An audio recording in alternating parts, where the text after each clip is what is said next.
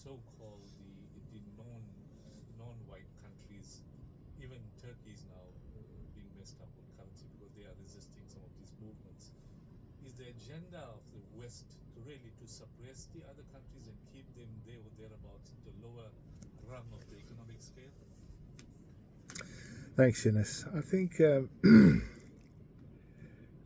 world is there's a word everybody knows. I mean, we've seen it at the World Economic Forum.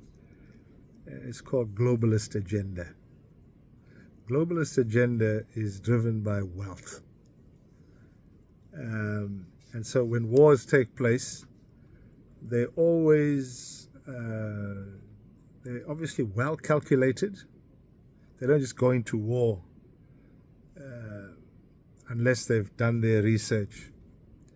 So the Middle East is historical. I mean, we've seen how Qataris, Emiratis have become super wealthy through minerals, which is fossil fuels and all the stuff. Because of the close relationship with the West. Yeah, and so their currencies are protected. Their currencies are protected because they I mean, you've seen Egypt. Egypt is a surrogate of America.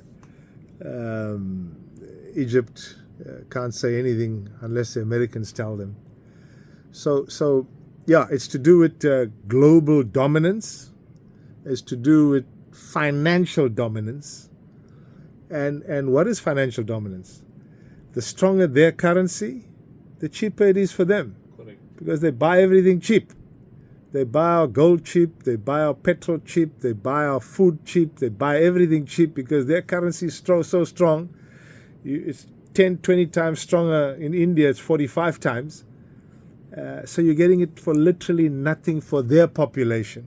But this is the point. This is the drift.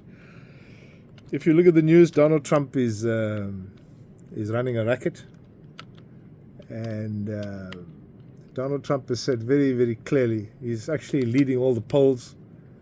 And as at an hour ago, Trump is ahead of Biden, which is 9 months away. So Trump has said he will end the war. He'll end the Russian war with Ukraine, and he'll end the Israeli war with Palestine. The history of Trump and Netanyahu, they don't get on.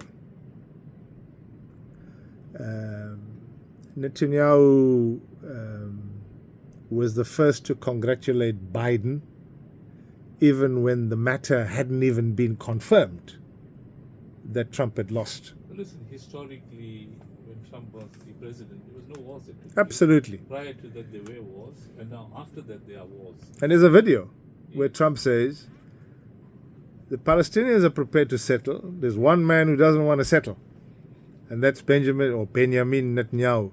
So Trump's got a plan for him, and hopefully, if the war hasn't ended by the election, you can rest assured before December, that war in the Middle East will have been settled. And Trump will deal with the one time. One time. There'll be no money to the Israelis. There'll be no money. There'll be no aid. They can't do anything without aid. So they know, and they're hoping. They're probably praying. We know they're putting billions through the George Soros, through all the Jewish lobby into the Democrats. They're even funding Nikki Haley to try and get rid of Trump, and they're failing. So there's a bigger agenda. It's a globalist agenda. And, I think we've all said the Almighty will deal with it in His due course. Sam,